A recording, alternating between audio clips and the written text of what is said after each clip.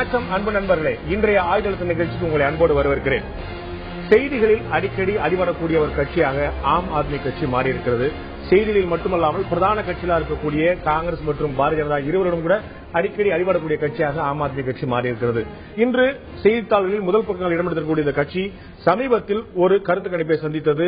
நேற்று ஒரு நிறுவனம், ஒரு தனியார் தொலைக்காட்சியும் தனியார் நாளிதழும் ஆங்கில நாளிதழும் ஒரு தனியார் நிறுவனம் இணைந்து நடத்திய ஒரு கருத்து கணிப்படி முடிவு இன்று வெளியாக இருக்கிறது. அதில் அதிகமான வாக்குகளை முன்னிலை பெறக்கூடிய நிலைமையில் ஒரு முக்கியத்துவத்தை பெறக்கூடிய நிலையில் ஆம் ஆத்மி கட்சி இடம்பெற்றிருக்கிறது. நாடு முழுக்க சிறந்த பிரதமர் வேட்பாளராக யார் இருப்பார் என்ற கேள்விக்கு 58% பேர் நரேந்திர மோடியை குறிப்பிட்டிருக்கிறார்கள். இருந்தாலும் கூட ஆம் ஆத்மி கட்சி போட்டியிட்டால் அவர்களுக்கு வாக்களிப்பீர்களா, வேறு யாருக்கும் வாக்களிப்பீர்களா என்ற கேள்விக்கு 44% மக்கள் நாங்கள் ஆம் ஆத்மி கட்சிக்கு தான் வாக்களிப்போம் என்று தெரிவித்திருக்கிறார்கள். இது ஒரு மிகப்பெரிய வளர்ச்சியாக பார்க்கப்பட்டாலும் கூட இந்த கருத்து கணிப்பு நடத்தப்பட்டது பெருநகரங்களில் மட்டும்தான் என்பதை நாம் மறந்துவிட முடியாது. பெருநகரில் இருக்கக்கூடிய இந்த வளர்ச்சி அனைத்து இடங்களிலும் நாடு முழுக்க பரவி இருக்கிறது. நம்முடைய நாட்டில் வந்து நகர்ப்புறங்கள் கம்மி, கிராமப்புறங்களும் நடுத்தர 2ஆம் தர 3ஆம் நகரங்கள் தான் அதிகம். எனவே இந்த பெருநகரில் மட்டும் எடுக்கப்பட்ட இந்த கருத்து கணிப்பு, டெல்லி, மும்பை, சென்னை, பெங்களூரு, கொல்கத்தா, அகமதாபாத் போன்ற நகரங்களில் மட்டும் எடுக்கப்பட்ட அந்த கருத்து கணிப்பு ஒட்டுமொத்த இந்தியாவுடைய கருத்தை பிரதிபலிப்பதாக இருக்குமா என்ற கேள்வி பிரதானம் எழுந்திருக்கிறது. ஆனால் இந்த கருத்து கணிப்பில் நகர்ப்புற மக்களிடம் எடுத்துக்கப்பட்ட கருத்து கணிப்பிலே முக்கியமான விஷயம் பார்க்க வேண்டியிருக்கிறது. நரேந்திர மோடிக்கு 58%, அரவிந்த் கெஜ்ரிவாலுக்கு 25% கொடுத்திருக்கக்கூடிய மக்கள் சிறந்த பிரதமராக செயல்படுவார் என்று தெரிவித்திருக்கக்கூடிய மக்கள், பெருநகர மக்கள் 14% ராகுல் காந்தி சிறந்த பிரதமராக செயல்பட முடியும் என்று தெரிவித்திருக்கிறார்கள். இது படித்த நடுத்தர மேல்தட்டு வர்க்க மக்களுடைய எவ்வளவு பெரிய அதிருப்தியை காங்கிரசுக்கு ஏற்படுத்தியிருக்கிறது என்ற ஒரு கேள்வி எழுப்பியிருக்கிறது. இதை பற்றி தான் இன்றைய ஆயுத நிகழ்ச்சியை நாம் விவாதிக்க இருக்கிறோம். ஆம் ஆத்மியின் செல்வாக்கு கடல் நீரா காணல் நீரா, இதை பற்றி தான் இன்றைய ஆயுத நிகழ்ச்சியை விவாதிக்க இருக்கிறோம். இந்த விவாதத்தில் நம்முடைய ஆம் ஆத்மி கட்சியை சேர்ந்த தமிழகத்துடைய பொருளாளர் டாக்டர் ஆனந்த் கணேஷ் அவர்கள் நம்முடன் இணைந்திருக்கிறார். அதே போலவே தமிழக பாஜகவுடைய முக்கியமான பிரமுகர் திரு கே டி ராகவன் அவர்கள் நம்முடன் இணைந்திருக்கிறார். இவர்கள் மட்டுமல்லாமல் முன்னாள் மத்திய அமைச்சரும் காங்கிரசுடைய முக்கிய பிரமுகமான திரு திருநாவுக்கரசர் அவர்கள் நம்முடன் இணைந்திருக்கிறார். உங்கள் 3 பேரும் இந்த நிகழ்ச்சிக்கு வரவேற்கிற நண்பர்களே, நான் முதல்ல ஆம் ஆத்மி கட்சியை சேர்ந்த டாக்டர் கணேஷ் ஆரம்பிக்க விரும்புகிறேன். நீங்க வந்து இந்த டெல்லி தேர்தலுக்கு பிறகு உங்கள்ட்ட வந்து ஒரு புதிய எழுச்சியை நீங்க பார்க்க முடியுது. ஏற்கனவே நீங்க வந்து அண்ணா ஹசாரே டீம்ல இருந்து நீங்க கடுமையான இந்தியா அகேன்ஸ்ட் கரப்ஷன் வந்து நிறைய பண்ணியிருந்தாலும் கூட இப்போ அந்த கட்சியா மாறின பிறகு, இன்னும் குறிப்பா டெல்லி தேர்தலுக்கு பிறகு உங்கள்ட்ட ஒரு எழுச்சியை பார்க்க முடியுது. இப்ப தமிழ்நாட்டில் கூட நீங்க வந்து ஒரு உறுப்பினர் சேர்க்கையை நீங்க ஆரம்பிச்சிருக்கீங்க. இதுக்கு வரவேற்பு உங்கள்ட்ட எப்படி இருக்கு? முதலில் அனைவருக்கும் வணக்கம். ஆம் ஆத்மி கட்சி, அதாவது இது கட்சி அல்ல, ஒரு இயக்கம் தான் நாங்க இன்னைக்கு சொல்லிட்டு இருக்கோம். இந்த இயக்கத்தை பார்ட்டின்னு சொல்றோம், இருந்தாலும் மக்களுடைய மனசுல வந்து நாங்க ஒரு இயக்கமா தான் பார்க்கப்படுறோம். ஏன்னா அதுக்கு நான் முதல்ல மக்களுக்கு நன்றி சொல்லணும். ஏன்னா மக்களுடைய கனவுகளை நாங்கள் இப்ப பூர்த்தி செய்ய ஆரம்பிச்சிட்டோம். மக்களுடைய ஒரு 40-50 கால ஒரு கனவு இது என்னன்னா, என்றைக்காவது ஒரு நல்ல கட்சி வருமா, ஒரு நல்ல அரசியல்வாதிகள், ஒரு கிரிமினல் பேக்ரவுண்ட் இல்லாம மக்களுக்கு என்ன தேவை என்பதை மக்களிடம் இருந்தே ஒரு டிசைட் பண்ணக்கூடிய ஒரு கட்சி வருமா அப்படின்னு யோசிக்க ஒரு சின்ன தேர்ட் ஸ்பேஸ் மக்கள்கிட்ட இருந்துகிட்டே இருந்துச்சு. இப்ப அது நடக்க ஆரம்பிச்சிருச்சு. உதாரணத்துக்கு ஆம் ஆத்மி கட்சி அப்படிங்கிறது டெல்லி எலெக்ஷனுக்கு அப்புறம் ஏன் இவ்வளவு சிறப்பா செயல்படுது அப்படின்னா, மக்களுக்கு எப்பவுமே ஒரு ப்ரூவிங் கிரவுண்ட் தேவை. அதாவது எந்த இடத்துல நம்ம வந்து இருக்கிறோமோ அந்த இடத்துல செஞ்சு காமிக்கணும், இல்லாட்டி மக்கள் நம்ப மாட்டாங்க. சோ அதுல வந்து டெல்லி வந்து எங்களுக்கு கிடைத்த ஒரு சிறப்பான வாய்ப்பு, அது மக்களுக்கு கிடைத்த ஒரு பெரிய வெற்றி. சோ டெல்லியில வந்து ஆரம்பத்துல பாத்தீங்கன்னா எங்களுடைய 18 கோரிக்கையில சில கோரிக்கையெல்லாம் எந்த அரசியல்வாதி வந்தாலும் நிறைவேற்ற முடியாது அப்படின்னு சொன்னாங்க. அதாவது 15 வருஷம் ஆண்ட காங்கிரஸ் வந்து எந்த கோரிக்கை சொன்னாங்க? அதாவது வந்து இந்த 700 liters of water is Himalayan இதுனாங்க, ஒரு அச்சீவ்மெண்டே பண்ண முடியாத ஒரு விஷயம் அப்படின்னாங்க. எலக்ட்ரிசிட்டி பில்லு பாதியா குறைக்கணும்னு சொல்றோம். ஆட்சிக்கு வந்த 48 மணி நேரத்துல இது 700 liters ஆஃப் வாட்டர் எல்லாத்துக்கும் ஃப்ரீயா கொடுத்திருக்கோம். மொத்த டெல்லியில 50% வந்து இந்த குடிநீர் இணைப்பே இல்லாம இருக்குது. அப்படிங்கும் போது இதை நீங்க நிறைவேற்றிட்டீங்கன்னு எப்படி சொல்லுங்க? அதாவது குடிநீர் இருக்கிறவங்களுக்கே அந்த 700 லிட்டர் தண்ணி போகல, குடிநீர் பைப்பில் இருக்கிறவங்களுக்கு 700 லிட்டர். இன்னொரு விஷயம் நம்மளால நீங்க வந்து ஒரு மாறுபட்ட கட்சி, இன்னொரு விஷயம் நீங்க நல்லா தெரிஞ்சுக்கணும். இந்த ஒரு விஷயத்துல முடிச்சிடறேன். 15 வருஷமா முடியாத ஒரு சில விஷயத்தை ஒரு நாள்ல முடிக்க முடியாது. ஆனா ஒரு நாள்ல எவ்வளவு முடிக்க முடியும், ஒரு நாள்ல எவ்வளவு முடிக்க முடியுமோ அதை எட்டி இருக்கும். அதான் இந்த சாமானிய பார்வையாளர்கள் யாருமே வந்து இதை புரிஞ்சுக்க முடியும், ஒரு நாள்ல முடிக்க முடியாதுன்னு. அப்படி நாங்க வந்து ஒரு நாள் எவ்வளவு முடியுமோ அவ்வளவு முடிச்சுதான் சொல்லி தான் நிச்சயமா சந்தோஷப்படுறோம். நீங்க என்ன முதல்ல ஆரம்பிக்கும் போதே மக்களுடைய எண்ணங்களை பூர்த்தி செய்து விட்டோம் அப்படின்னு சொன்னீங்க. ரெண்டாவது நீங்க சொன்னீங்க யாராலும் கொடுக்க முடியாது, கொடுத்து விட்டோம் சொன்னீங்க. ஆனா அதுல பாதி உண்மைதான் இருக்கு, மீதி உண்மை வர வேண்டியது. உண்மை அப்படிங்கறத விட உண்மையா இன்றைக்கு கிடைக்குது, கிடைக்காம இல்ல. குடிநீர் பைப் இருக்கிற எல்லாத்துக்குமே 700 லிட்டர் தண்ணி இன்னைக்கு கிடைக்குது. இன்னும் சற்று நாள்ல எங்கெல்லாம் அந்த குடிநீர் பைப், அதாவது வேலை தொடங்காமலேயே இருந்துச்சு நிறைய இடத்துல குடிநீர் பைப்பு, இன்றைக்கு almost 25% of the work has been started. Almost இன்னொரு அடுத்த ஒரு அல்லது 2 மாதங்கள்ல எந்தெந்த இடத்துல குடிநீர் பைப்புகள் இல்லையோ அங்கெல்லாம் கண்டிப்பாக குடிநீர் வசதிகள் செய்யப்படும் என்பது முழுமையான ஒரு அடுத்த ஒரு இலக்கு நிர்ணயிச்சு நீங்க அந்த பக்கத்து வர்றீங்க. நான் திரு ராகவன் அவர்கிட்ட கேட்க விரும்புறேன். இந்த கருத்து கணிப்புல உங்களுக்கு ஒரு ஆறுதல் தரக்கூடிய ஒரு விஷயம் இருக்கு. 58% மக்கள் இன்னமும் நரேந்திர மோடி தான் நம்புறாங்க. அது உங்களை பொறுத்தளவுக்கு ஒரு நல்ல ஒரு நம்பரா, இன்னும் நீங்க அதிகமா எதிர்பார்த்தாலும் கூட ஒரு நல்ல நம்பரா நீங்க சொல்ல முடியும். ஆனா ஒரு மிகப்பெரிய அச்சுறுத்தல் பாத்தீங்கன்னா உங்களுடைய கட்சியை பொறுத்தளவுக்கு பின்னாடியே நீங்க ராகுல போட்டிய காங்கிரஸ் அப்படி நினைக்காம இதுக்கு முன்னாடி எதை நம்ம ஒரு அலட்சியமா நீங்க நினைச்சிட்டு இருந்தீங்களோ அதை பெரிய லட்சியம் பண்ண வேண்டிய லெவலுக்கு அரவிந்த் கெஜ்ரிவால் ஒரு சிறந்த பிரதமராக இருப்பாருன்னு சொல்லிட்டு 25% மக்கள் மேல மக்கள் கருத்து தெரிவிக்கிறாங்க. இத நீங்க உங்க நரேந்திர மோடி கிடைச்ச வெற்றி நினைச்சிட்டு ஆனந்தப்பட போறீங்களா, இல்ல அரவிந்த் கெஜ்ரிவால் உங்களுடைய எண்ணத்தை இடறி விடுவார் அப்படின்னு அச்சப்படுறீங்களா? இல்லங்க, நீங்களே தொடக்கத்தில் சொன்னீங்க இந்தியா கிராமங்களிலே வாழ்கிறது. இந்தியாவில் 6 லட்சம் கிராமம் இருக்கு. இவங்க கருத்து கணிப்பு எடுத்திருக்கிறாங்க 8 நகரங்கள்ல எடுத்திருக்காங்க. சாம்பிள் 2000 தான், 2000 பிளஸ் தான் அவங்க எடுத்திருக்காங்க. அதுலயே அவங்க சொல்லி இருக்காங்க. அதனால இது ஒன்னும் இதுக்கு கவலை, இந்த கருத்து கணிப்பு உண்மை என்று நம்பினால் அதை பற்றி கவலைப்பட வேண்டியது காங்கிரஸ் தான், பாரதிய ஜனதா கட்சி அல்ல. என்ன சொன்னால் இதுவரைக்கும் நடந்த கருத்து கணிப்பு எல்லாம் கூட இதுவரைக்கும் இந்தியாவில் நடத்தின பல பத்திரிகைகள் தொலைக்காட்சி நிறுவனங்கள்லாம் கருத்து கணிப்பு நடத்தி இருக்கிறது. அந்த கருத்து கணிப்பு எல்லாம் பாத்தீங்கன்னா பலதரப்பட்ட மக்களை, கிராமம் நகரம் எல்லா சார்ந்த மக்களையும் சேர்த்து எடுத்த கருத்து கணிப்பு எல்லாம் கூட ராகுல் காந்திக்கு கிட்டத்தட்ட 20%, 25% கொடுக்கப்பட்டது பிரதமர் வேட்பாளராக. நரேந்திர மோடி அப்பவும் கூட முன்னாடியே இருந்தார், 50, 60 எல்லாம் போயிட்டு இருந்தார். இன்றைக்கு நான் இந்த நிகழ்ச்சிக்கு வரும்போது CNN IBN ஒரு கருத்து கணிப்பு நடத்திட்டு இருக்காங்க ஆன்லைன்ல, யார் பிரதமராக வர வேண்டும். 66% நரேந்திர மோடி பிரதமராக வரணும், 31% கெஜ்ரிவால், 3.7% ராகுல் காந்தி இப்ப வந்திருக்கு. இதெல்லாம் எதுக்கு சொல்ல, ஏற்கனவே ஒரு தனியார் தொலைக்காட்சியில் 58%, இன்னொரு தனியார் தொலைக்காட்சியில் நீங்க சொல்றது 66%. அதை நீங்க ஆனந்தப்பட பின்னாடி பாத்தீங்கன்னா நீங்க சொன்னபடியே இதுல 58ங்கிறது 66 வளர்ந்துருக்குது. அதே சமயம் அரவிந்த் கெஜ்ரிவால் அந்த தொலைக்காட்சி 25 இருந்தது, இந்த தொலைக்காட்சியில் 30க்கு மேல போயிருக்கு. அதெல்லாம் சரிங்க, நான் என்ன சொல்றேன், ஆனா கூட இதை பற்றி கவலைப்படணும்னா காங்கிரஸ் கவலைப்படணும் ஒண்ணு. இன்னொன்னு, நரேந்திர மோடி என்பது அவருடைய ப்ரூவன் ரெக்கார்டு இருக்கு. இன்றைக்கு 3வது முறையாக முதலமைச்சராக இருக்கிறார், ப்ரூவன் ரெக்கார்டு இருக்கு. அரவிந்த் கெஜ்ரிவாலோட ரெக்கார்டு நிச்சயமாக கடந்த ஒரு மாதமாக அரவிந்த் கெஜ்ரிவாலுடைய ட்விட்டர் எடுத்து பாருங்க. இந்த நிகழ்ச்சியை பார்த்துட்டு இருக்கிற யாராவது அரவிந்த் கெஜ்ரிவாலோட நண்பர்கள் இருந்தா இதுல ட்விட்டர்லயோ பேஸ்புக்லயோ அவர் ஃபாலோ பண்றவங்களா இருந்தா அவருடைய ஒரு மாத காலத்தினுடைய ட்விட்டர் எடுத்து பார்க்க சொல்லுங்க. அவங்களே புரிந்துக்க முடியும் இவர் எப்படி ஒரு மாதத்திற்கு முன்பாக பேசியிருக்கிறார், இன்றைக்கு எப்படி பேசியிருக்கிறார். நம்ம சகோதரர் ஆனந்த் சொல்றாரு, நாங்கள் ப்ரூவ் பண்ணிருக்கிறோம் 48 மணி நேரத்தில். நீங்கள் ஒரு மாதத்திற்கு முன்பாக இந்த மக்களுக்கு, நாட்டு மக்களுக்கு, குறிப்பாக டெல்லி மக்களுக்கு என்னெல்லாம் சொன்னீங்களோ அதுல அப்படியே அப்பட்டமாக மாறி இருக்கிறார், டிராமா பண்ணிருக்கிறார். முதல் நாளுக்கு நான் ட்ரெயின்ல போறேன், இப்ப ட்ரெயின்ல போயிட்டு இருக்கிறார் ஆபீஸ்க்கு. நான் கேட்கிறேன், அதனால மக்களுக்கு இவர்கள் கடந்த ஒரு மாதத்திற்கு முன்பாக என்ன பேசுறாங்க தெரியும், இப்ப என்ன பேசுறாங்கன்னு தெரியும், மாற்றிக்கொண்டே இருக்கிறார்கள் நிலைப்பாட்டை. நிச்சயமாக இது எடுபடாது. மக்கள் கருத்து கணிப்பு அவங்க தான் கவலைப்படணும்னு சொன்னீங்க. அதே மாதிரிதான் 4 மாநில 5 மாநில தேர்தல் பத்தி கருத்து கணிப்பு வந்தபோது பிஜேபிக்கு வெற்றி அப்படிங்கிறது எல்லாத்துலயும் வந்துச்சு. நீங்க எல்லாம் அதுல சந்தோஷமா காங்கிரஸ் தான் கவலைப்படணும்னு சொன்னீங்க. ஆனா பிஜேபி ஆட்சி அமைக்க முடியாம டெல்லியில உங்கள்ட்ட தட்டி பறிச்சது ஆம் ஆத்மி கட்சி. இப்படி நீங்க கருத்து கணிப்பெல்லாம் அதெல்லாம் நம்ப வேண்டியல, கவலைப்பட வேண்டியல அப்படின்னு இங்க பாருங்க, நான் அப்படி சொல்லல. இப்ப கூட டெல்லியில ஆம் ஆத்மி முதல்நிலையான கட்சி கிடையாது, பாரதிய ஜனதா கட்சி தான் முதல்நிலையான கட்சி. இப்ப என்னன்னா நாங்க அன்னிலிருந்து சொல்லிட்டு இருக்கிறோம், ஆம் ஆத்மி என்பது காங்கிரஸ் கட்சியுடைய பி டீம் சொல்லிட்டு இருக்கிறோம். It has been proved now. அதான் சொல்றேன், காங்கிரஸ் கட்சி என்ன நினைச்சது, பிஜேபி நிக்குது, ஆம் ஆத்மி நிக்குது, நாம வெற்றி பெறலாம்னு நினைச்சிருந்தாங்க. அதுல மண்ணு விழுந்தது. இப்ப கூட என்ன சொல்றேன், நீங்க பாத்தீங்கன்னா கடந்த இதுவரைக்கும் நடந்த கருத்து கணிப்புக்கும் இப்ப இருக்கிற கருத்து கணிப்புக்கும் ராகுல் காந்தி 3% போறாரு. சோ கவலைப்பட வேண்டியது அவங்க தவிர பிஜேபி இல்ல. நரேந்திர மோடியினுடைய பெயர் மேல் நோக்கி போயிட்டு இருக்கிறது. எல்லா இடத்திலுமே அதிகமாக தான் மக்கள் நரேந்திர மோடி விரும்புகிறார்.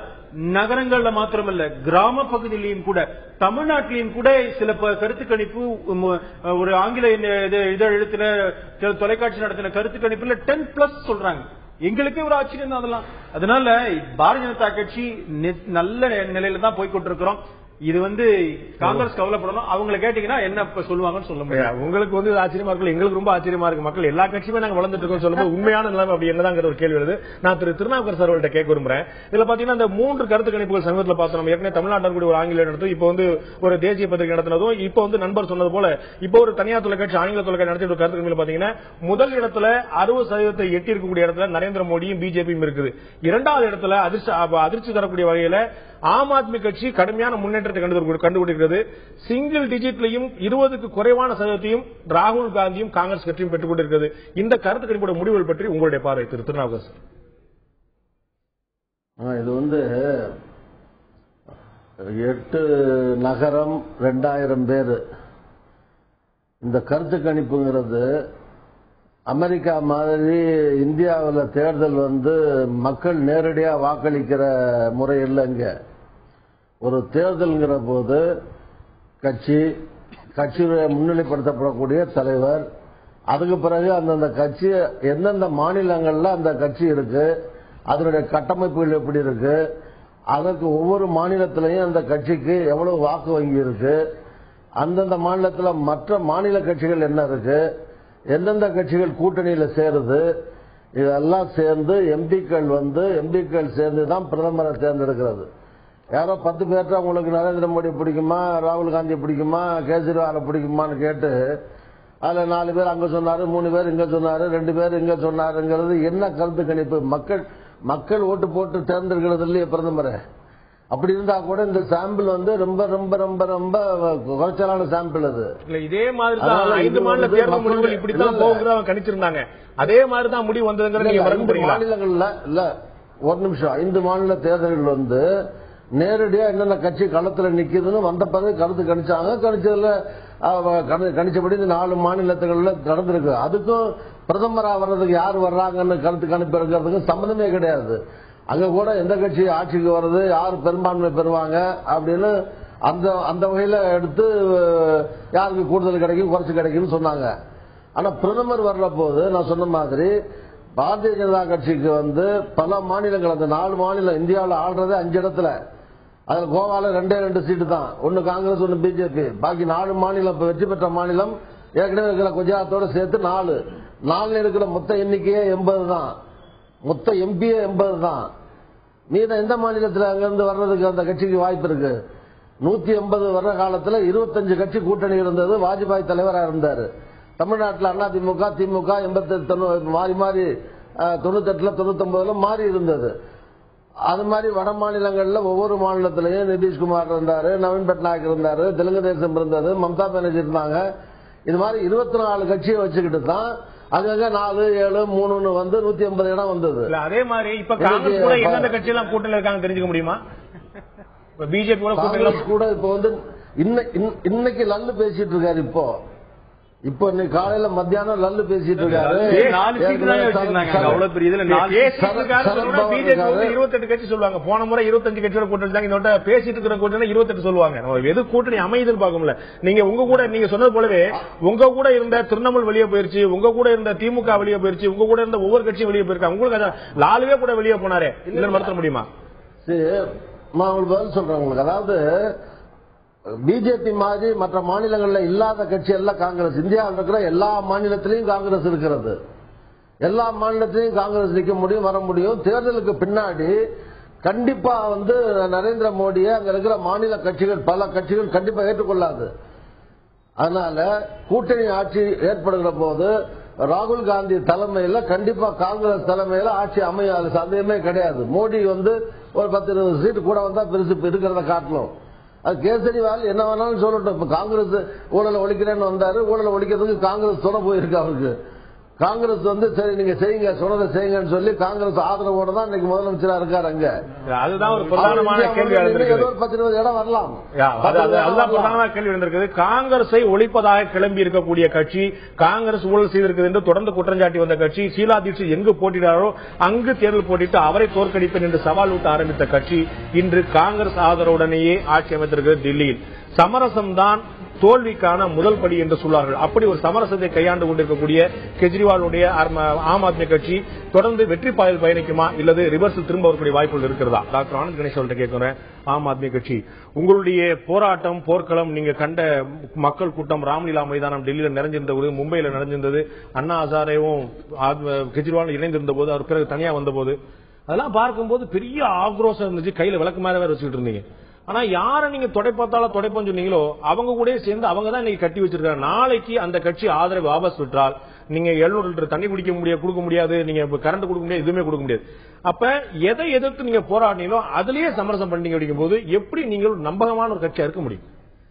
இது ஒரு முரண்பாடான கருத்துன்னு தான் நான் சொல்லுவேன். என்னன்னா இது நிறைய ஊடகங்களுடைய முரண்பாடான கருத்து, சில கணிப்பினுடைய முரண்பாடான கருத்து கூட. இது என்னன்னா நாங்க காங்கிரசுடன் கூட்டணி வைப்போம் அப்படின்னு நாங்க முதல்ல சொல்ல உண்மைதான்.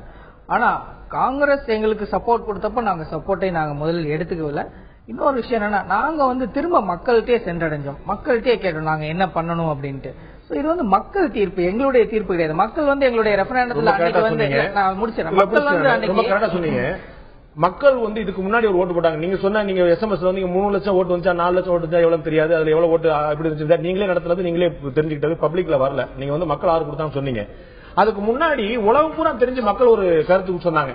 32 சீட்டு பிஜேபி கொடுத்து 28 சீட்டு உங்களுக்கு கொடுத்து இதுதான் எங்களுடைய கருத்து கணிப்புனாங்க. அப்ப அந்த மக்கள் சொன்னது தப்போ சார்? அதாவது அந்த மக்கள் எலெக்ஷன் அப்படிங்கிறது வேற ஸ்ட்ராட்டஜி. இன்னைக்கு அந்த எலெக்ஷன்ல ஓட்டு போடாதவனும் சரி, எங்களுக்கு ஓட்டு போட்டவனும் சரி, எங்களுக்கு ஓட்டு போடாத மக்களும் அந்த மக்களுடைய அந்த மக்கள் கோர்ட்ல உட்கார்ந்து இருந்தாங்க.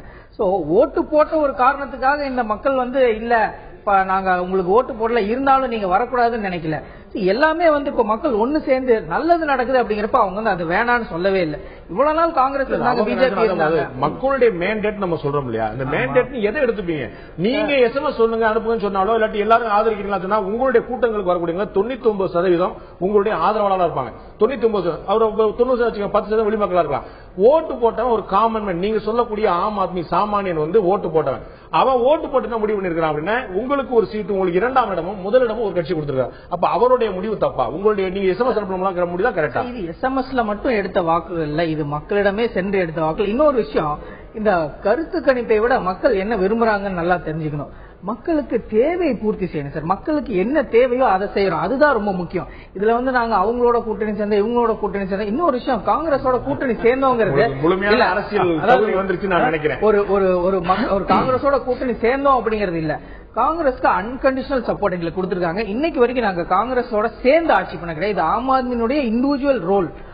காங்கிரஸ்க்கு ஒரு எந்த கேபினெட் மினிஸ்டரையும் கொடுக்க கிடையாது, ஒன்லி ஆம் ஆத்மி.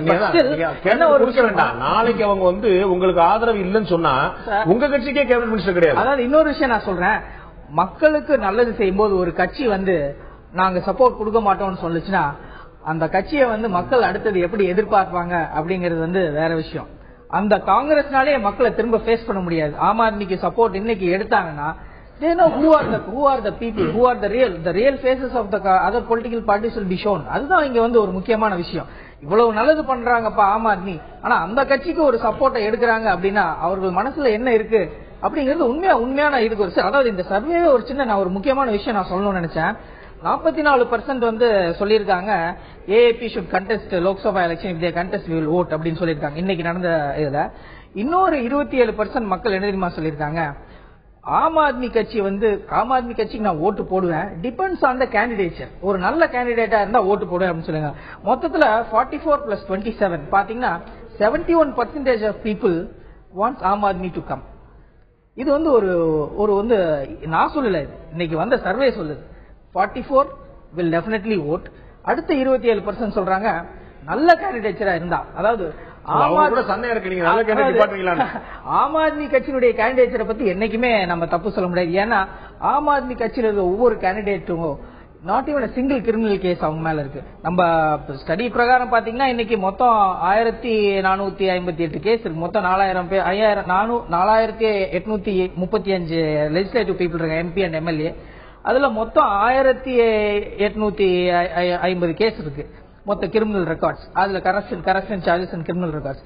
இந்த மாதிரி இருக்கக்கூடிய ஒரு கட்சிகளுக்கு நடுவுல ஒரு சிங்கிள் கேண்டிடேட் மேல ஏதோ ஒரு கேஸ் நீங்க ப்ரூவ் பண்ணிட்டீங்கன்னா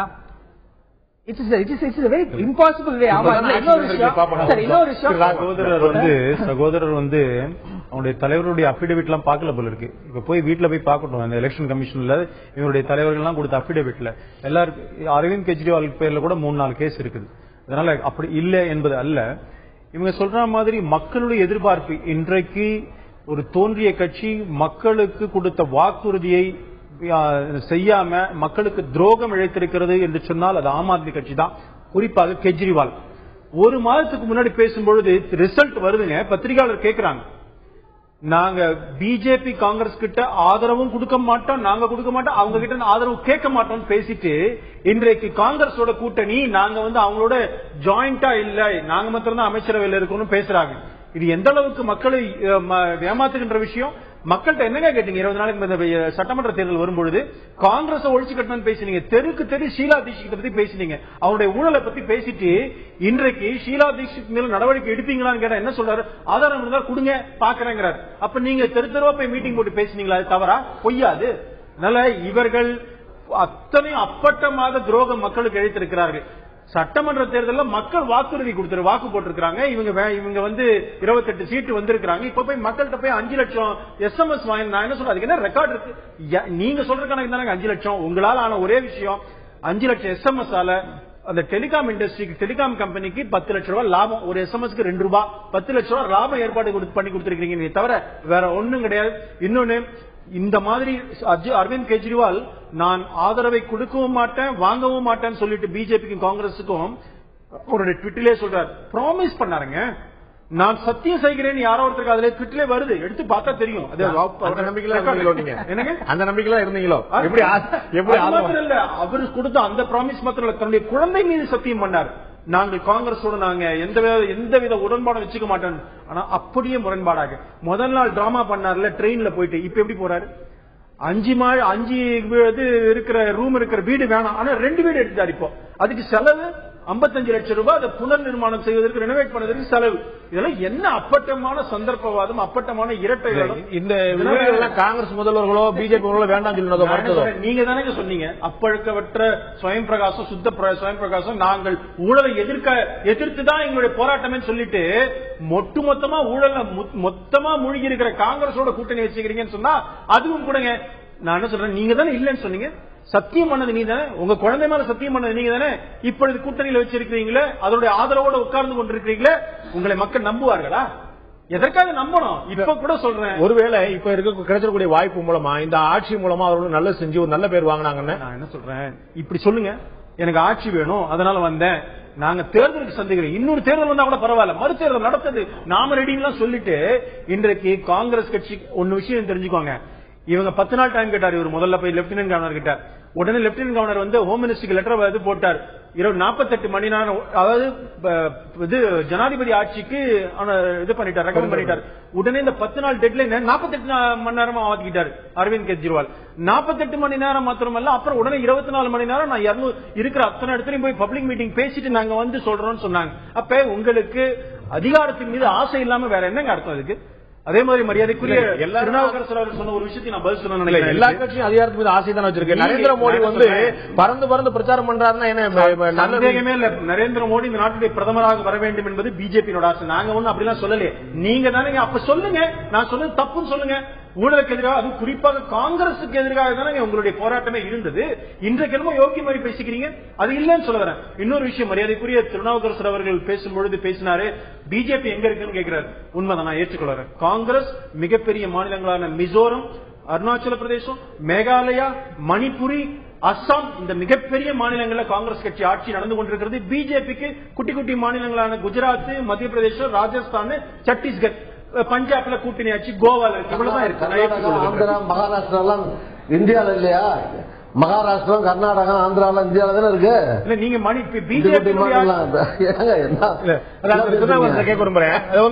ஆம் ஆத்மி கட்சி வந்து டெல்லியில பிரச்சாரம் பண்ண போது அவங்க ஊழலுக்கு எதிராக அப்படின்னு சொல்றதை விட அதிகமா காங்கிரஸுக்கு எதிரானாங்க. அவங்க தோற்றம் ஏற்படுத்தின பாத்தீங்கன்னா காங்கிரஸ்னாலே ஊழல் அப்படிங்கிற மாதிரி ஒரு தோற்றத்தை ஏற்படுத்தினாங்க.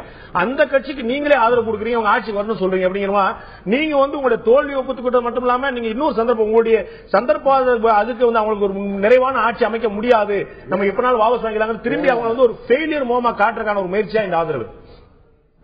ஏங்க காங்கிரஸ் காங்கிரஸ் இருக்கிற எண்ணிக்கை ஆட்சி அமைக்க முடியாது. ரெண்டாவது வந்த பிஜேபி ஆட்சி அமைச்சிருக்கணும். கவர்னர் கூப்பிட்டார் இல்லையா, அப்ப போய் ஆட்சி அமைச்சிருக்கணும். பெரும்பான்மை தர முடியலையா, அப்ப நான் மக்கள்கிட்ட போறேன்னு போயிருக்கணும். நாங்க ஆட்சி அமைக்க முன்வரல. அது அடுத்த பெரும்பான்மை இருக்கிற ஆம் ஆத்மி பார்ட்டியை கூப்பிட்டு அமைக்க சொன்னாங்க. அப்போ உடனடியா மக்கள் மேல 2 கோடி 1.5 கோடி மக்கள் மேல இன்னொரு தேர்தல், அதனால வரிப்பண செலவு, இதெல்லாம் உடனடியா தேவையில்லை. அதனால எங்களுக்கு மந்திரி வேணாம், நீங்க ஆட்சி அமைக்க தயாரா இருந்தா நாங்க வெளியே இருந்து உங்களுக்கு ஆதரவு கொடுக்கறோம்னு சொன்னாங்க காங்கிரஸ். அதனால தப்பு. இதே மாதிரி நிலைப்பாடு எங்கேயாவது பிஜேபிக்கு வந்து ஆதரவு தேவைப்பட்டா கொடுப்பீங்களா? இன்னொரு தேர்தல் தேவையில்லை. ஒரு நிமிஷம் கேளுங்க, 1 மினிட் கேளுங்க. அதனால ஆம் ஆத்மி வந்து நான் ஆட்சி அமைக்கன்னு வர்ற போது வெளியே இருந்து ஆதரவு கொடுக்கறாங்க. மந்திரி சேவையில ஒன்னும் சேரல. அது அவர் வந்து வாங்கிக்கிட்டு ஏன் இருக்காருன்னு அவர் கேட்க வேண்டிய கேள்வி. காங்கிரஸ் பொறுத்த ஆதரவு கொடுத்தது தப்பு கிடையாது. ஒண்ணு ஊழல்கள் பேசிட்டு இருந்தீங்க. கர்நாடகத்துல மக்கள் நல்லா ஓட்டு போட்டு எடியூரப்பா கொண்டு வந்தாங்க. எதுக்காக பதவி இழந்தாரு? அந்த ஊழல் முன்னாள் முதலமைச்சர் இப்ப பிஜேபியில சேர்த்துட்டு இருக்காரு மோடி. இவர் என்ன ஊழல் ஒழிக்க போறாரு? இவர் மேல இருந்து எல்லா குற்றச்சாட்டுகள் எல்லா கட்சியிலையும் இருக்கும். எல்லா மேலையும் இருக்கு. எல்லா முதலமைச்சர் கிடையாது. நான் தேதி சொல்றேன். 7ஆம் தேதி மார்ச் மாசம் 2012 லோகாயுக்தாவுடைய அந்த எஃப்ஐஆர் கர்நாடகா ஹைகோர்ட் பாஸ் பண்ணிருக்கிறது. அது மாத்திரம் இல்ல, அந்த லோகாயுக்தா எஃப்ஐஆர் 7ஆம் தேதி மார்ச் மாசம் 2012 பாஸ் பண்ணது மாத்திரம் இல்ல, கவர்னர் கொடுத்த அந்த அனுமதி கூட அந்த உயர்நீதிமன்றம் பாஸ் பண்ணிருக்கிறது. அதை மறந்துட்டு பேசக்கூடாது. இன்னைக்கு எடியூரப்பா வந்திருக்கு. எடியூரப்பா பேர்ல கேஸ் கிடையாது. எடியூரப்பா அதை பிஜேபி நிச்சயம் சந்திச்சு அதுல ஒன்றும் மாற்று கருத்து இல்ல. ஆனா என்னுடைய கேள்வி பாத்தீங்கன்னா, உங்களை வந்து ஊழல் ஒழிக்கிறேன்னு சொல்லிட்டு தான் காங்கிரஸ் ஒழிச்சிருக்காங்க. காங்கிரஸ் ஒழிக்கிறேன்னு சொல்லி கிளம்பல, ஊழல் ஒழிக்கிறேன்னு சொல்லி நிச்சயமா காங்கிரஸ் சொன்னாங்க. அப்ப காங்கிரஸ் ஊழல் பிரிக்க முடியாங்கிற மாதிரி குற்றம் சாட்டினவங்க அவங்க நம்ம எப்படி ஆதரவு கொடுக்க முடியும்? நாங்க கொடுத்தோம், வாங்கினது அவங்க தப்பு சொல்றது ஒரு லாஜிக்கலா இருக்கு. யார் சொன்னீங்க? நீங்க உட்காந்து பேசிட்டே இருந்தீங்களா? சரியா போச்சா? ஊழல்னா காங்கிரஸ் தான் ஊழல்னு இந்தியாவில் இருக்கிற இந்தியாவில் இருக்கிற எல்லா கட்சி தலைவர்கள் மேலையும் குற்றச்சாட்டுகள் இருக்கலாம். ஆனா எந்த குற்றச்சாட்டும் நிரூபிக்கப்பட்டிருக்கப்பட்டதான் அதை வந்து அவங்க குற்றவாளியா சொல்ல முடியும். அவர் மேல குற்றம் இருக்கு, வேற மேல சும்மா சொல்லிட்டே இருந்தா ராகுல் காந்தி மேல என்ன குற்றம் இருக்கு என்ன சொல்லுவீங்க? சொல்லுங்க.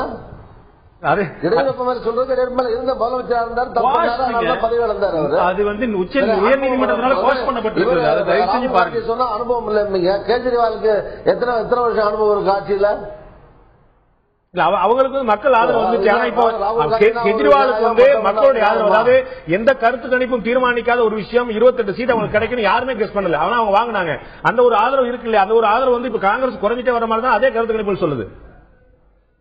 ஏங்க காங்கிரஸ் நான் தான் சொல்றேன், இந்த கருத்து கணிப்பே தவறுன்னு நான் சொல்றேன். கருத்து கணிப்புங்கிறது முதல்ல வந்து மாநிலத்திற்கு மாநிலம் இந்த நான் ஒரு தேர்தல் நாடாளுமன்ற தேர்தல்ங்கிற போது இந்த கருத்து கணிப்பு வந்து நேரடியா மக்கள் ஓட்டு போட்டு பிரதமர் தேர்ந்தெடுக்கிறது இல்ல.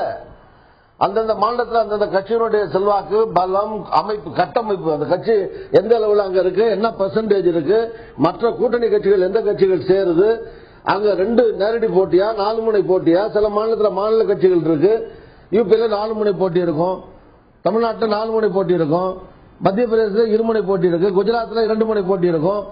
எந்த மாநிலங்கள்ல எப்படி போட்டி வருது, அதுல எந்த எம்பிகள் வெற்றி பெற்று வர்றாங்க, பிறகு எந்தெந்த கட்சிகள் யாரோடு சேர்றாங்க, இதெல்லாம் பொறுத்து தான் பிரதமர் வர முடியும்.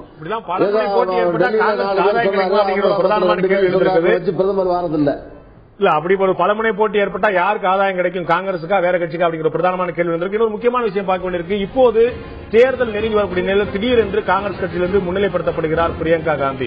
ராகுல் பத்தாது, தன்னுடைய நரேந்திர மோடி மற்றும் கேஜ்ரிவால் போன்ற ஒரு இளைய படை வந்து எதிர்கொள்வதற்கு ராகுல் காந்தி மட்டுமல்ல பிரியங்கா காந்தியும் தேவை என்ற நிலைப்பாட்டுக்கு காங்கிரஸ் கட்சி வந்துவிட்டதா? அந்த நிலைப்பாடு வெற்றியை தேடி தருமா? நான் திரு டாக்டர் ஆனந்த் கணேஷ் அவர்கிட்ட கேட்க விரும்புறேன். ஆம் ஆத்மி கட்சியில வந்து நீங்க சொன்னீங்க மற்றவங்க மேலாம் எவ்வளவு புகார்கள் இருக்கு தெரியுமா, இவ்வளவு கிரிமினல் இருக்கான்னு சொன்னீங்க. எனக்கு சந்தேகம் என்ன, உங்களுடைய கட்சி ரொம்ப முக்கியமான உறுப்பினர் தர்மேந்திர கோகலி, அவர் மேல ஏதாவது புகார் இருக்கா, வழக்கு இருக்கா? தர்மேந்திர கோகலி வந்து எலெக்ஷன் ஜெயிச்சதுக்கு அப்புறம் நாங்க வந்த ஊர்வலம் வெற்றி ஊர்வலத்துல வந்து அந்த காங்கிரஸ் கட்சியினுடைய எதிர்த்து நின்ன காங்கிரஸ் கட்சியினுடைய வேட்பாளர் வீட்டு வழியா போறப்போ எல்லாரும் சந்தோஷமா கொண்டாடிட்டு இருக்கிறத, வீட்டுக்குள்ள இருக்கிற காங்கிரஸ் கட்சியினுடைய தலைவருடைய ஒரு மனைவியை வந்து கையை பிடிச்சி இழுத்தாரு, ஹராஸ் பண்ணாரு அப்படின்னு சொல்லியிருக்காரு. இது வந்து நாங்க வந்து இதை ஒன்னும் பெருசா எடுத்துக்கல. ஏன்னா இது கன்ஸ்பிரசி தான் நான் ரோட்ல வந்து கோஷமிட்டவரை வீட்டுக்குள்ள போய் கையை பிடிச்சிருக்காருன்னு சொல்லியிருக்காங்க. அந்த மாதிரி வந்து காங்கிரஸ் ஆட்சி மேல சொல்லப்படக்கூடிய எந்த ஒரு ஊழல் குற்றச்சாட்டும் இன்னைக்கு வரைக்கும் நிரூபிக்கப்படல. எல்லாமே வழக்காத்தான் இருக்கு. ஆனா நீங்க தெருவா ஊர் ஊரா வீதி வீதியா போய் சொல்லி ஊழல் ஊழல் ஊழல் சொன்னீங்க. ஏதாவது ப்ரூஃப் வச்சிருக்கீங்களா? நண்பர் சொன்ன மாதிரி நீங்க வந்து ஏதாவது ப்ரூஃப் இருந்தா கொடுங்க, நீங்க கேக்குறீங்க. அப்ப ப்ரூஃப் இல்லாம நீங்க எப்படி மேடையில பேசுறீங்க? நாங்க சப்மிட் பண்ண ப்ரூஃப் எல்லாமே எல்லா எலெக்ஷன் கமிஷன்ட்லயும் சுப்ரீம் கோர்ட்லயும் இருக்கு சார். அதாவது 15 கேபினெட் மினிஸ்டர் மேல கொண்டு போய் சப்மிட் பண்ணிருக்கோம். இது வரைக்கும் ஆக்ஷன் எடுக்கல. there is no enforcement. law is double standard. அதுதான் பிரச்சனை. 48 மணி நேரத்துல 700 லிட்டர் தரீங்க. 48 மணி நேரத்துல கேஸ் போட்டீங்க. 1 லட்சம் ரூபாய் பணம் திருடுற ஒரு திருடனை நான் பிடிச்சாங்கன்னா எத்தனை நாள் அவன் ஜெயில இருக்காங்க. எத்தனையோ லட்சம் திருடன நம்ம அரசியல்வாதி ஜெயிலுக்கு போனா கடைசியில லல்லு பிரசாத் யாதவே வெளியே வந்துட்டாரு ஜெயில இருந்து. அந்த மாதிரி வரக்கூடாது சார். ஜெயில கூட விடக்கூடாதுன்னு சொல்றாங்க. அப்ப வந்து ஊழல் செய்வதற்கு ஒரு பயம் இல்லாம கோவில் வந்தா அது போய் புகார் மற்றவங்க மேல மக்கள் முன்னால நடந்தது. தர்மேந்திர கோலி வண்டியை விட்டு கூட கீழே இறங்கல. அவர் வந்து வண்டியிலே போயிருக்காரு. தீர்மானிப்பாரா? நீதிமன்றம் தீர்மானிக்கும். நீதிமன்றம் என்ன தீர்ப்பு சொன்னாங்க? இந்த வழக்கு வந்து இன்னும் நிரூபிக்க முடியாத வழக்கு. அந்த அம்மா இன்கம் டாக்ஸ் ஆக்ட் படி, இன்கம் டாக்ஸ் சட்டத்தின் படி 20,000க்கு மேல நீங்க பணமா வாங்கக்கூடாது அப்படின்னு இருக்கு. இந்த அம்மா வீடியோல போட்டு காமிச்சாங்களே, பணமா வாங்குறது ரெடியா தானே இருந்தீங்க. நீங்க ஒரு சலுகையை செய்வதற்காக, ஏதோ ஒரு விஷயத்தை செய்வதற்காக பணம் வாங்குறதுக்கு ரெடியா தானே இருந்தீங்க. கேஷா வாங்குறது ரெடியா தான் இருந்தீங்க. நன்கொடை இப்படித்தான் வாங்கணும் சட்டம் இருக்குல்ல. நீங்க தான் சட்டத்தை மதிப்போராச்சு. இன்றைக்கு என்ன நடந்தது? அதுக்கு என்ன பதில்? அந்த 13 நன்கொடை வாங்குறது பாத்துருக்கோம். எதிர்கட்சியா இருந்தாலும் கூட காங்கிரசுக்கு போட்டி போட நீங்கள் சொல்லுவது போல நீங்கள் இல்லை. நானும் அவர் அரசியல் கட்சி ஒத்துட்டு போங்க. இல்லாட்டி நான் என்ன சொல்றேன், நான் ஏற்கனவே சொன்னதுதான். எதை சொல்லுகின்றார்களோ திரைமறைவிலே அது போல நடப்பதே இல்லை. திரைமறைவிலே முன்னாடி வந்து பின்னாடி வந்து கருப்பு பணம் அவர் சொல்லக்கூடிய அந்த வீடியோல ஒரு நிமிஷம் அதான் அது மாதிரி தெளிவான கேள்வி கேட்டுறேன். அவர் சொன்னதுல பாத்தீங்கன்னா உங்களுடைய கட்சியை சேர்ந்த வேட்பாளர் இருக்கும்போது, இன்னைக்கு அவங்க வந்துட்டாங்க, எம்எல்ஏ வந்தாங்க, கட்சியில் வேட்பாளர் இருக்கும்போது அவங்க சொல்றாங்க, நீங்க வந்து எனக்கு இப்படி கொடுத்துருங்க, கேஷா கொடுத்துருங்க, எப்படி இதை அக்கௌண்ட்ல பண்ணீங்கன்னா நாங்க வந்து வேற விதமா நாங்க ரெடி பண்ணிக்கிறோம், எங்களுக்கு வந்து நாங்க ரெசிப்ட்லாம் வச்சிருக்கோம், நாங்க வேற மாதிரி பண்ணிக்கிறோம் சொல்லிட்டு உங்களுடைய வேட்பாளர் சொன்னாங்க. நீங்க உலகத்துக்கு பூரா தர்மம் சொல்றீங்க. ஒரே விஷயம், இது வந்து ஒரு ஸ்டிங் ஆபரேஷன் சொன்னாங்க. இது வந்து ஒரு 13 hours ஆஃப் வீடியோ. அந்த வீடியோவை எந்த ஒரு கட்சியாச்சும் எங்களை மாதிரி பண்ணிருக்கான்னு சொல்லுங்க. எலெக்ஷன் கமிஷன் கொண்டு போய் கொடுத்தேன். இந்த வீடியோவை நீங்க பாருங்க. இதுல ஏதாச்சும் இரெகுலாரிட்டிஸ் இருந்துச்சுன்னா எங்களுக்கு நீங்க சொல்லுங்க. எங்க கேண்டிடேட்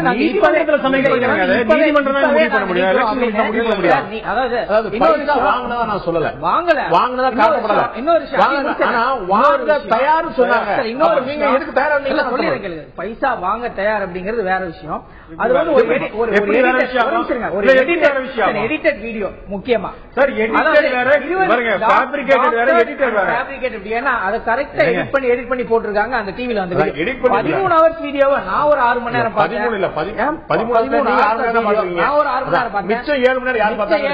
எங்களுடைய இன்னொரு யோகேந்திரஜி உட்கார்ந்து பார்த்தாரு. 13 hours உட்கார்ந்து பார்த்தாரு.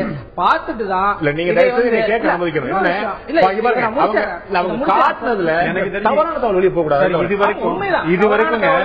இதுவரைக்கும் சட்டத்தின் பார்வையில குற்றம் சாட்டப்பட்டவரை குற்றவாளியா இல்லையா நீதிமன்றம் தான் முடிவு பண்ணோம்.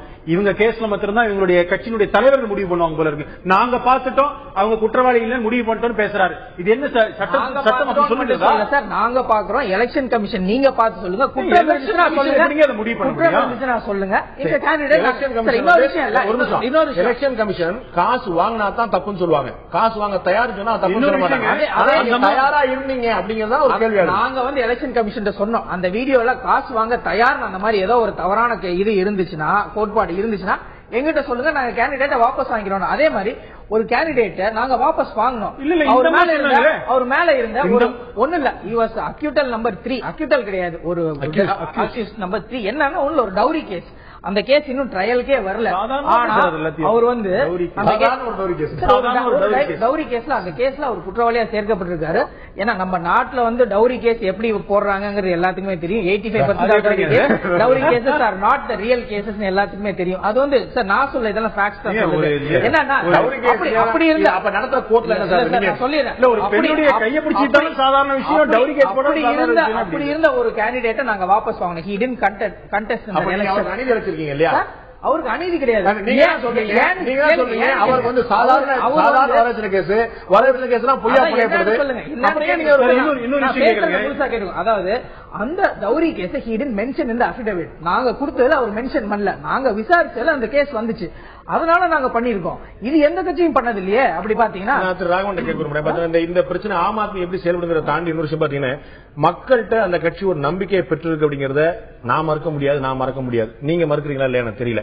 அந்த நம்பிக்கையை வந்து காங்கிரஸுக்கு எதிராக நீங்க வந்து ரொம்ப நாளா பிரச்சாரம் பண்ணி பெற்றுட்டு இருந்தீங்க. அண்ணா ஹசாரேவும் ராம்தேவ் பாபாவும் பெரிய அளவில் பிரச்சாரம் பண்ணும் போது ஊழல் எதிர்ப்பு இயக்கம் வந்து பெரிய அளவில் இருந்துச்சு. அதை நீங்க கிராப் பண்ணா முட்ட போது ஒரு கட்சிக்கான தேவை, ஒரு மாற்று இயக்கத்துக்கான தேவை இருக்குங்கிறத கெஜ்ரிவால் சரியான முறையில் புரிஞ்சுக்கிட்டு அவர் அங்க வந்தார். அப்ப உங்களுடைய இடம் பறிக்கப்பட்டிருக்கு அப்படிங்கிற நீங்க உணரலையா? நிச்சயமாக மாறுபடுறேன். ஏன் தெரியுமா? கடந்த சட்டமன்ற தேர்தல் நடந்த ரிசல்ட்டே பாருங்க சார். ராஜஸ்தான்ல 199 இடத்துல 165 இடங்க. ராஜஸ்தான்ல ஆம் ஆத்மி கட்சி போட்டியிடல. இல்ல அதை பத்தி ஒண்ணும் இல்ல. நான் என்ன சொல்றேன், அது இல்லன்னு சொல்ல வரல. நானு ராம் ஆத்மிக்கு அங்கதான் போட்டாங்க. நான் என்ன சொல்றேன், இவர்களுக்கு தான் செல்வாக்கு இருக்கிற ஏன் 300 சீட்டுக்குள்ள சுருக்கிக்கிறாங்க. 543 சீட்டு நிக்கலாம். அதை பத்தி எங்களுக்கு ஒண்ணும் கவலை கிடையாது. நான் சொல்லுவது சட்டமன்ற தேர்தலில் நாங்க நிரூபிச்சிருக்கிறோம் காங்கிரஸ் எதிரான ஒரு அலை வீசி இருக்கிறது இல்லாத இடத்தில். அங்க யார் போட்டி போட வேணாம் சொன்னாங்க? போட்டி போட்டுருக்கலாம் இல்ல? நாளைக்கு வருவாங்கல்ல. உங்க கட்சி ஒரு காலத்துல 2 MP இருந்துச்சு, அப்புறம் 80 MP ஆச்சு, அப்புறம் 180 MP ஆச்சு. நான் எல்லாம் ஏற்றுக்கொள்கின்றேன். இது அரசியல்ல வந்து யாரான வரலாம், யாராவது போலாம். பல பேர் துவங்கி இருக்கிறாங்க, பல பேர் ஒண்ணும் இல்லாம போயிருக்காங்க. எல்லாத்தையும் பார்த்துட்டு தான் இருக்கிறோம். அதனால எங்களுக்கு அந்த கவலை. இதே சர்வேல இந்த ஆம் ஆத்மி கட்சியோட வருகை யாரை பாதிக்கும்னா 36% பேர் சொல்லிருக்காங்க இது பிஜேபியை பாதிக்கும். விஷயம் சொல்றேன், 26% பேர் 2 பேரையும் பாதிக்கின்றாங்க. இந்த சர்வேவே நீங்க எடுத்து பாருங்க. ரொம்ப லீடிங் கொஸ்டின்ஸ் முழுக்க ஆம் ஆத்மி சென்டரா தான் அந்த சர்வே எழுந்திருக்கிறது. சர்வே இப்படி நடத்த மாட்டாங்க. நீங்க குடிநீர் பிரச்சனையை பத்தி ஒரு சர்வே நடத்தினாங்கன்னா சுத்தி குடிநீர் பத்தியே கேட்கறாங்க. ஆம் ஆத்மி கட்சி பத்தி தான். ஆம் ஆத்மி இயக்கம் தனக்காக நடத்தின சர்வே போல மாதிரி தான் இது இருக்கு. மக்களுடைய மனோநிலையை அறிந்து கொண்டிருக்கிற சர்வேவா இது தெரியவே இல்லை. நீங்க எடுத்து பாருங்க. ஃபுல்லா லீடிங் கொஸ்டின்ஸ், அவர்களை மையமாகவே வைத்து ஒரு லீடிங் கொஸ்டின் பண்ணும்போது எப்படி விடை வரும்? இன்னொரு விஷயம், 8 மாநகரம் 2000 பேர். மரியாதைக்குரிய திருநாவுக்கரசு அவர்கள் சரியா சொன்னார். இதெல்லாம் வந்துங்க இது எந்த அளவுக்கு கிராமப்புறங்கள்ல இந்தியாவுடைய மிக பெரும்பான்மை 6 லட்சம் கிராமத்தை விட்டுவிட்டு 8 நகராட்சியை புடிச்சிட்டு அதை வச்சு ஒரு ஆட்சிக்கு வருவாங்கன்னு சொன்னா இது சரி. எந்த செபாலஜிஸ்டும் அதை ஏற்றுக்கொள்ளவே மாட்டார்கள். நீங்க தேர்ந்த செபாலஜிஸ்ட் இவங்க கிட்ட யோகேந்திர யாதவ் இருக்காங்க, அவர்கிட்ட போய் கேட்டு பாருங்க இதை ஏற்றுக்கொள்வாருன்னா அவரே ஒத்துக்க மாட்டார். அவர் ஒரு செபாலஜிஸ்ட் தானே, அவரே ஏற்றுக்கொள்ள மாட்டாரு. நான் திருநாவுக்கரசு கேட்க இடைவெளிக்கு முன்னாடி கேட்ட ஒரு கேள்விதான். இப்ப பாத்தீங்கன்னா பிரியங்கா காந்தி மீண்டும் முன்னிலைப்படுத்தப்படுறாரு. தேர்தல நிக்காம போட்டியிடாம ரொம்ப நாளா ஓரமா இருந்தவங்க திரும்ப இப்ப நேரா தேர்தல் களத்துக்கு வருவாங்களோ ஒரு எண்ணத்தை தோற்றுக்கும்படியா உயர்மட்ட குழு கூட்டத்தில் கலந்துக்கிறாங்க. தொகுதியை போய் பாக்குறாங்க, தன்னுடைய தாயார் தொகுதியை போய் பாக்குறாங்க, தன்னுடைய நண்பர் சகோதரருடைய தொகுதியை போய் பாக்குறாங்க. இப்ப நரேந்திர மோடியும் அரவிந்த் கெஜ்ரிவாலையும் சமாளிப்பதற்காக உங்களுக்கு இன்னொரு முகம் தேவைப்படுகிறதா? பிரியங்கா காந்தி அவர்கள் இப்பதான் புதுசா வரல. ஏற்கனவே போன தேர்தல், அதுக்கு முந்தின தேர்தல், எல்லா தேர்தலையும் உங்க அம்மா அப்பா நிக்கிற கேண்டிடேட் எங்காவது நின்னா, நம்ம ஊர்ல ஒரு கேண்டிடேட் நின்னா அவங்க வீட்டுல இருக்கிற அண்ணனோ தம்பியோ மாமனோ மச்சானோ சம்சாரமோ புள்ள குட்டியெல்லோ போய் அங்க போய் வேலை பார்க்கறது சாதாரண நடைமுறை. அதே மாதிரி அவங்க வீட்டுல அம்மா நிக்கிறாங்க, பிரதர் நிக்கிறாரு, அவங்க தேசம் முழுதும் போக வேண்டியிருக்கு. அங்க போய் நான் வேலை பார்க்கறேன்னா அது உள்ள ஒரு பாவமா? அது ஏற்கனவே பார்த்திருக்காங்க. அதுல யாரும் இந்தியாவில் செய்யாததான் அது. எல்லா கேண்டிடேட்டும் சாதாரண கட்சிகள் இருக்கிற கேண்டிடேட் கூட இப்ப நான் நின்னா என் பையன் வருவான், மச்சான் வருவான், மாமா வருவான் வேலை பார்க்கறது சாதாரண நடைமுறை தானே. கட்சிக்காரங்களோட சேர்ந்து வேலை பார்க்கறது. அந்த மாதிரி தான் நீங்க பிரியங்கா பாக்குறீங்களா? பிரியங்கா உங்களுடைய முகமா பாக்கல. நீங்க சோனியாவுடைய மகன் தான் ராகுல், அதனால அம்மாக்கா அவரான பாக்குறீங்க. நீங்க அவரை நீங்க கட்சியோட நீங்க துணைத் தலைவர் ஆக்கி வச்சிருக்கீங்க. அது மாதிரி அந்த குடும்பத்தில் வரக்கூடிய ஒரு பெரிய அளவில் ப்ரொஜெக்ட் பண்ணப்படுறது இல்லையா? ஆமாங்க. அது என்ன, அந்த குடும்பம், அந்த குடும்பத்துக்கு அந்த மரியாதை இருக்கு. எல்லா குடும்பத்திலையும் கூட எல்லாரும் கூட நிறுத்த முடியுமா? அந்த குடும்பம் தியாகம் பண்ணிருக்கு. அந்த குடும்பம் நாட்டுக்காக தியாகம் பண்ணிருக்கிற ஒரு குடும்பம். அந்த குடும்பத்தில இருந்து இருக்கிற ஒரு குடும்பம், அந்த குடும்பத்து பெண்ணு அவங்க அம்மா பிரதர் நிக்கிற இடத்துல போய் தேர்தல் வேலை பார்க்கறதுல என்ன தவறு இருக்க முடியும்? தப்பு இல்லை. நீங்க அதனால ராகுல் காந்திக்கு இவங்களை பயந்துட்டு இவங்களை மற்றவங்களுக்கு பயந்து வர்றாங்கன்னோ அல்லது ராகுல் காந்தியால முடியாம வர்றாங்கன்னோ அர்த்தம் கிடையாது அதுக்கு. அப்ப வேற என்ன காரணம்? அவரோட சகோதரிங்கனால மட்டும்தான் வர்றாங்க இல்லையா? வேற எந்த காரணமும் கிடையாது. என்ன வேற என்ன காரணம் இருக்க முடியும்? காரணம் ஒரு காங்கிரஸ் குடும்பத்தில் இருக்காங்க, காங்கிரஸுக்கு பாடுபட வர்றாங்க, அதுல என்ன தப்பு இருக்க முடியும்? நீங்க இன்னொரு விஷயம் சொல்லும் போது இதுக்கு முன்னாடி சொன்னீங்க தமிழ்நாட்டில் வந்து 4 முனை போட்டி, ஒவ்வொரு மாநிலத்தில் ஒவ்வொரு முனை போட்டி வந்து தமிழ்நாட்டில் 4 முனை போட்டி வரும்னு சொன்னீங்க. அப்ப காங்கிரஸுக்கு வந்து தேமுதிகவோ திமுகவோ அதிமுக கூட்டணி இல்ல அப்படின்னு நீங்களே முடிவு பண்ணிட்டீங்களா? ஏங்க இப்பதான் போய் நம்ம டிவியில உட்கார்ந்து இருக்கும்போது குலாம் நபி ஆசாத் போய் கலைஞரை பார்த்து பேசிட்டு வராதுன்னு எதை சொல்ல முடியும்? எதுவும் வரலாம். 4 முனை போட்டி நீங்க சொன்னீங்களே. இல்ல 4 முனை போட்டி இருக்கலாம், 3 முனை போட்டி இருக்கலாம், அது எத்தனை வேணாலும் போட்டி இருக்கலாம். தமிழ்நாட்டில் அந்த மாதிரி சூழல் இன்னைக்கு இருக்கு. ஆசான் டேட்டு நாளைக்கு மாறலாம். ஆனா அந்த மாதிரி வாய்ப்பு 4 கட்சி நிக்கிறதுக்கான வாய்ப்பு இருக்கு இல்லையா? திமுக தனியா போனா, அண்ணா திமுக தனியா போனா, பிஜேபி தனியா போனா, காங்கிரஸ் தனியா போனா, விஜயகாந்த் தனியா போனா 5 முனை போட்டி கூட வரலாம். ஏற்கனவே ராமதாஸ் போறாரு, 6 முனை போட்டி இருக்கலாம். பட் யாரோட சேர்றாங்க, இந்த கட்சியுடைய வாக்கு சதவிகிதம் என்ன, இதுதான் வெற்றியை நிர்ணயிக்கிறதுக்காக சொல்ல வந்தேன்.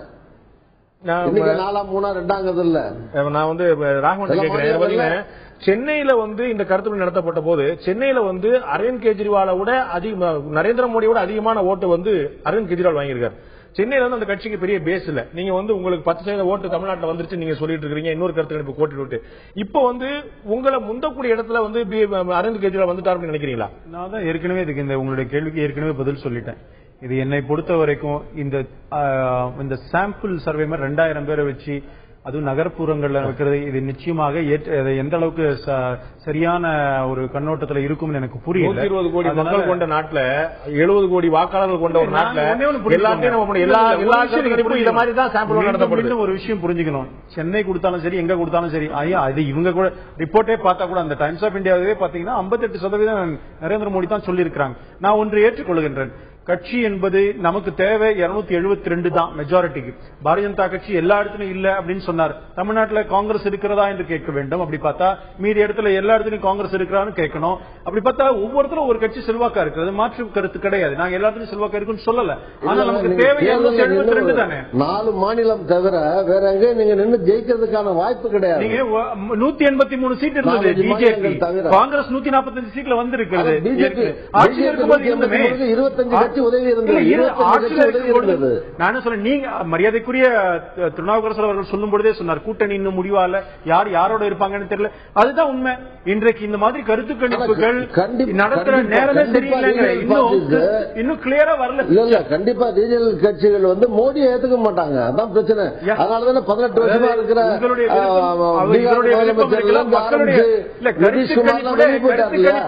கருத்து கணிப்புகளை மோடியை ஏற்றுக்கொண்டுதான் 66%, 58%. ராகுலுக்கு தான் 3.7% வந்திருக்குது. நீங்க கேட்டீங்க, அவரை கேட்டீங்க, ராகுல் காந்தியை வைத்துக்கொண்டு பிரியங்கா காந்தி கொண்டு வரீங்கன்னு கேக்குறீங்க. சார் ராகுல் காந்தி டெல்லியில மீட்டிங் போறாரு சார். ராகுல் காந்தி மேடைக்கு வரும்போது மக்கள் எல்லாம் தெரிச்சு ஓடுறாங்க. அந்த அம்மா முதலமைச்சர் கெஞ்சுறாங்க, தயவு செஞ்சு இருங்க அப்படின்னு கேக்குறாங்க. அந்த ராகுல் காந்தி எப்படி அவங்க எலெக்ஷனை பேஸ் பண்ண முடியும்? ராகுல் காந்தி இந்தியா முழுவதும் சுத்திட்டு தான் இருக்காரு. பல லட்சம் மக்கள் கூட்டிட்டு தான் இருக்காங்க.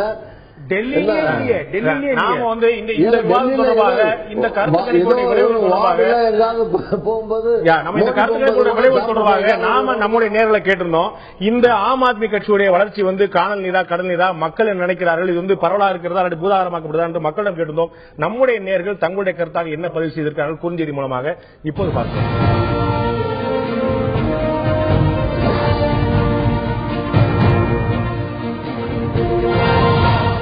ஆம் ஆத்மி கட்சிக்கான ஆதரவு எப்படி இருக்கிறது? ஆம் ஆத்மி கட்சிக்கான ஆதரவு எப்படி இருக்கிறது என்று கேட்டபோது நகரங்களில் மட்டுமே இருக்கிறது என்று 9% பேரும், நகரங்களில் மட்டுமே அந்த கட்சிக்கான ஆதரவு இருக்கிறது 9% பேரும், பரவலாக நாடு முழுவதும் மாநிலம் முழுவதும் இருக்கிறது என்று 34% பேரும், இந்த எண்ணம் இந்த தோற்றம் பூதாகரமாக்கப்படுகிறது என்று 57% மக்களும் கருத்து இருக்கிறார்கள். நகரங்களில் மட்டும் ஆதரவு என்று 9%, பரவலாக நாடு முழுவதும் இருக்கிறது 34%, பூதாகரமாக்கப்படுகிறது என்று 57% இருக்கிறார்கள். நான் திரு திருநாவுக்கரசர் கேட்கிறேன், நீங்க வழக்கமாக கருத்து கணிப்பெல்லாம் நம்ப மாட்டீங்க, இந்த கருத்து பத்தாவது சொல்லுவீங்க. இந்த மக்களுடைய கருத்தை பற்றி உங்களுடைய இறுதியான கருத்தை தெரிஞ்சுக்க விரும்புறேன். இல்ல இந்த கருத்து பிரகாரமே நீங்க பாத்தீங்கன்னா நகர்ப்புறங்கள்ல 9% பேர் சொல்லியிருக்காங்க இல்லையா? அது நீங்க சொல்லுங்க, உங்களுக்காக நான் ஏத்துக்கிறேன் கூட ஏத்துக்கிறேன், அவ்வளவுதான். பாக்கி 91% பேர் இல்லைன்னு தானே சொல்றாங்க. இப்பதானே அந்த கட்சியை ஆரம்பிச்சிருக்காங்க, இப்பதான் வந்திருக்காங்க, இப்ப அங்கங்க மெம்பர் சேர்ந்துகிட்டு இருக்காங்க. உடனடியா பிரதமரா வந்துருவாரு, இத்தனை சதவீத மக்கள் சொல்றாங்க, இவ்வளவு பேர் சொல்றாங்க, இதெல்லாம் ரொம்ப மிகைப்படுத்தப்பட்ட விஷயங்கள் இது. பூதாகரமாக்கப்படுது அப்படிங்கிற கருத்தை மக்களோட கருத்தை நீங்க ஏத்துக்கிறா சொல்றீங்க. ஏற்கனவே வந்த எந்த விவாதம் நேரம் நமக்கு எந்த கருத்தை நம்ம மையப்படுத்தி நம்ம இந்த விவாதம் நடத்தணுமோ அந்த கருத்து கணிப்பு ஏற்றுக்க மாட்டேன்னு சொன்னீங்க. ஆனா பூதாகரமாக்கப்படுகிறது என்ற கருத்தை நீங்க ஏத்துக்கிறேன்னு சொன்னீங்க. எப்படியா தெரியுது இன்னும் பூதாகரமாக்கப்படுகிறதா, பரவலாக இருக்கிறதா, நாற்பது மட்டுமே இருக்கிறதா என்று ரொம்ப நாள் இல்ல 4 மாதம் கழித்து வரக்கூடிய தேர்தல் தெரிந்துவிடும். இந்த நிகழ்ச்சியில் கலந்து கொண்டு கருத்து தெரிவித்த திரு ஆனந்த் கணேஷ் அவர்கள், திரு கே டி ராவன் அவர்கள், திரு திருநாக்கர் அவர்கள் 3 பேருக்கும் நன்றி. பார்த்த உங்களுக்கும் நன்றி நண்பர்களே. மீண்டும் இன்னொரு நிகழ்ச்சி சந்திப்போம். அதுவரை நன்றி, வணக்கம்.